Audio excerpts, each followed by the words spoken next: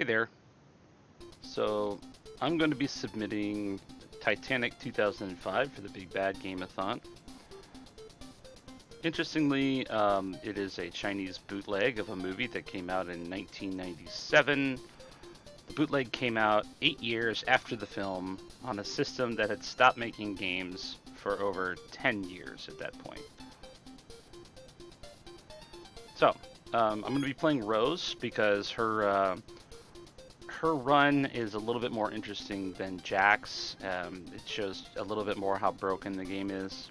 Jack is faster, but I think you'll like what you see with Rose. So I'll go ahead and get started here. 3, 2, 1, go.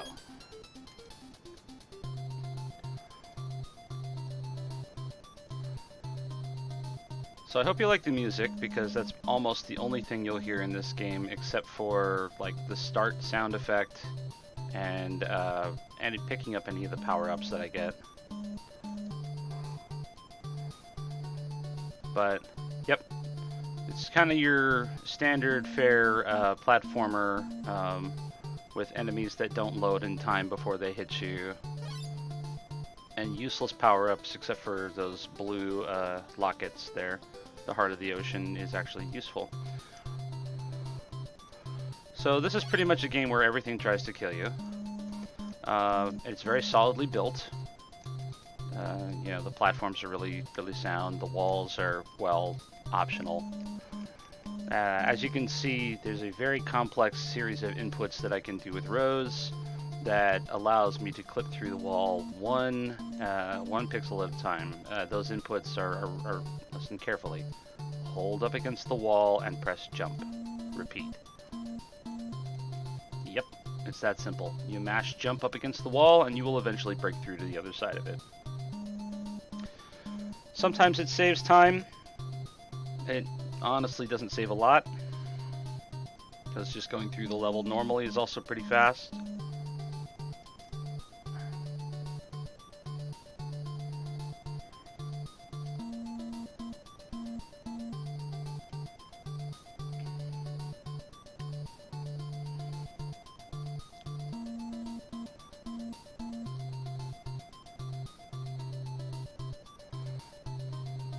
Alright. So the hearts don't do anything useful. They grant you those flotation devices. I don't know what happens when you collect a lot of them because you can't collect enough of them to make a difference. That just keeps track of how many you collect. So, one of the interesting things about this game, it's hard to tell sometimes what a platform is and isn't. My first time playing this, I had no idea you could climb on top of all this stuff.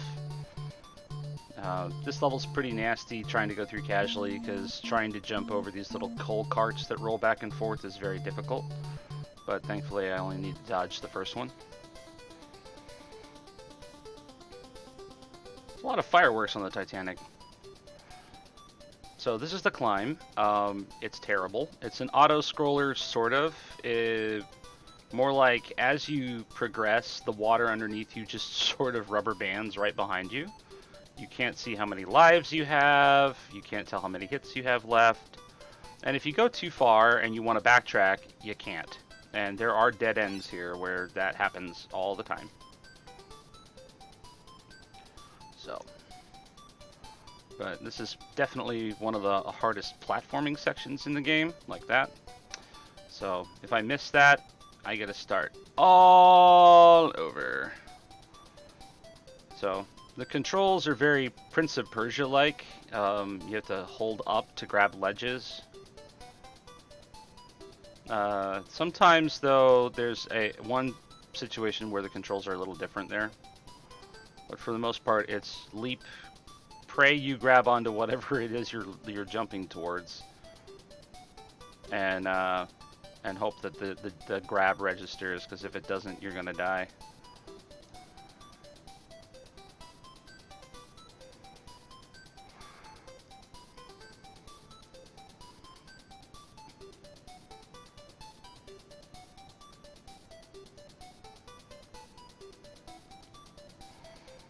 To make matters worse, climbing on ladders and ropes is actually fairly difficult when you're trying to jump off of them.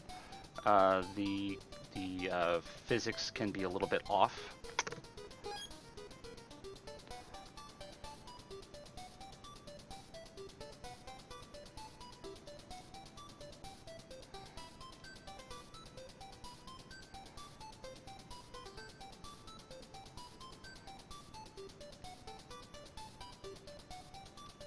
There we go. Alright, there's one thing I can do to make this part a little bit safer, which is to intentionally jump for that ladder and then fall off. I'll spawn back here. Perhaps for marathon safety I'll do that, but if I can make this jump, I can usually make all the rest. So here, if you don't go neutral before changing directions after holding up, you'll actually jump in the same direction you jumped last time, which is a good way to get yourself killed. But there we go. That gets us through probably the hardest platforming part of the game. And this part of the game has the worst obstacles in the game. It is a long hall filled with an exact pattern of repeating obstacles. Falling light bulbs, rolling carpets, and lots of these dead-end paths up here. However, Rose has one advantage that Jack does not, and that is that she has the wall clip, which you can use to get to clip past the edge of the camera so that the obstacles and enemies don't appear. So yeah, the Titanic was very well built, very solid walls.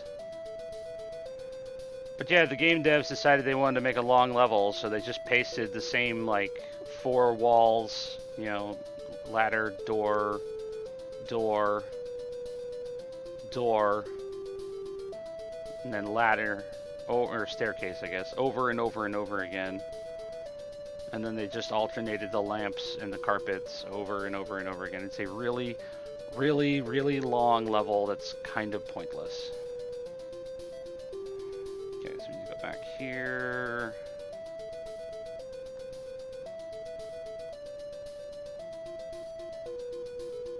Come on. Let me in. So the only disadvantage to this method, there we go, is having to scroll back off screen. But this is the one room that matters because of that lock. It indicates that the door is locked. Hooray. So now we can finally go to the end of the level.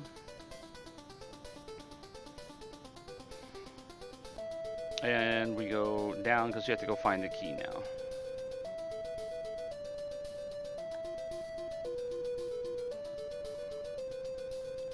So, more dodging of obstacles. This time, instead of jumping to avoid, we have to either pause or duck.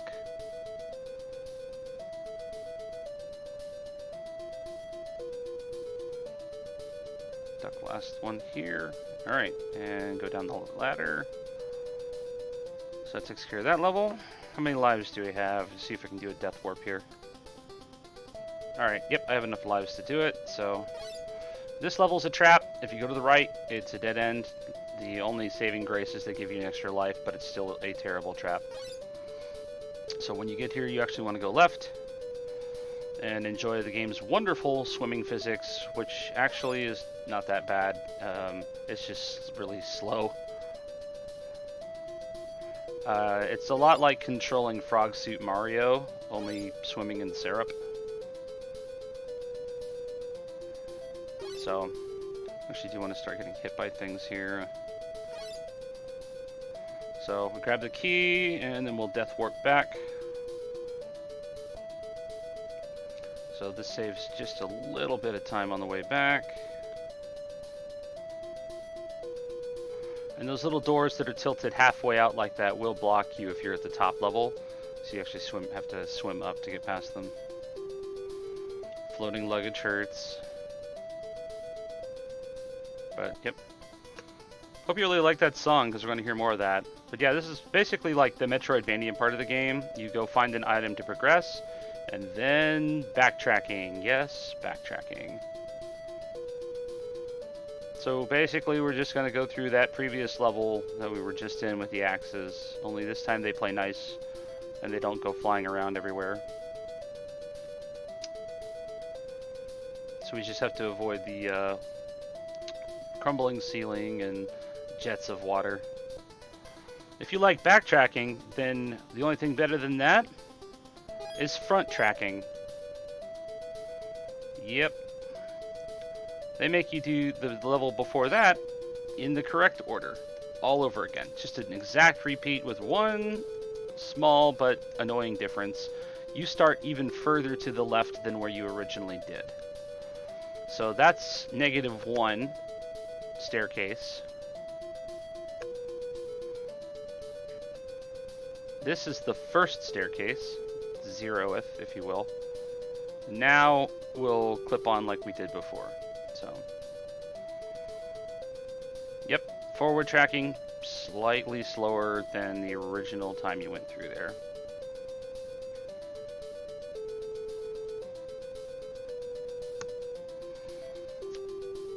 So this is probably the best feature that Rose has, is the ability to completely ignore all the obstacles in this level, because it's terrible.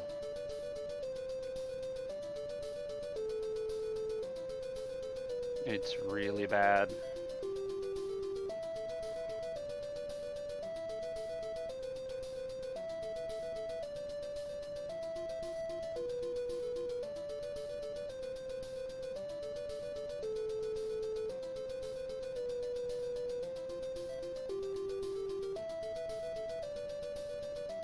There we go.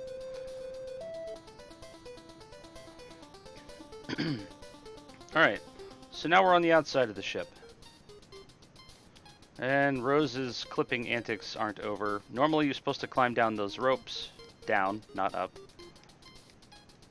But instead we'll clip through a little chunk of ice and through this wall on the side of the ship here. Just get that right there. And oh no, we fell. That's okay. That was my last life, so I'll have to do this section over, but that's okay. So, should have just let myself die on the iceberg, but that's alright. Alright, so we'll try this again. So if you get this clip just right, you can either land on the ladder, which is good, or you can fall, but that's okay, because you respawn. So, now this is the part of the game I don't understand, is we're on these lifeboats. We can totally take these lifeboats and just, you know, float away. But we don't. No, we have to climb back on the ship and jump over more crazy stuff, because those lifeboats are no good. You know, we want only the best for our intrepid couple.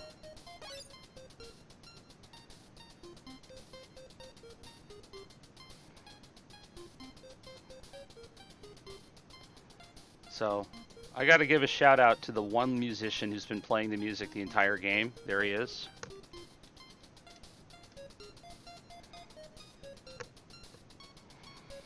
He'll go down with the ship. Good man. Alright, so this brings us to our last level here. Another swimming level. Hooray. So, casually, this was one of the hardest ones to figure out. You have to press neutral A, or neutral jump, to get on top of those sheets of ice. There's no other way to do it. You can't, like, hold up or any direction and do it. You'll just keep swimming. So it's pretty terrible in that respect. Dive, okay. So, yep, we gotta swim through frigid water in a cocktail dress for a long time. Now, it might seem faster to jump on those platforms, but the way they're spaced, it's almost impossible to land on them. So it's just faster to swim.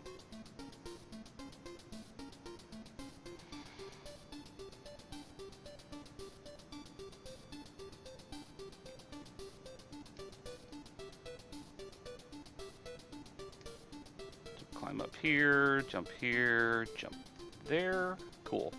So this is the fastest route to get to the key item we need to finish the stage, which is a paddle. We need an oar.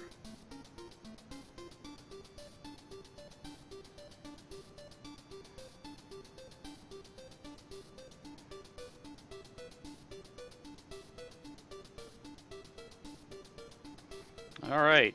And hey, who's that? It's Jack. And the lovers sail off together, living happily ever after. God, I love Titanic. Such a good story. All right. Well, that's the game. So hopefully, hopefully you thought it was just as terrible as I did.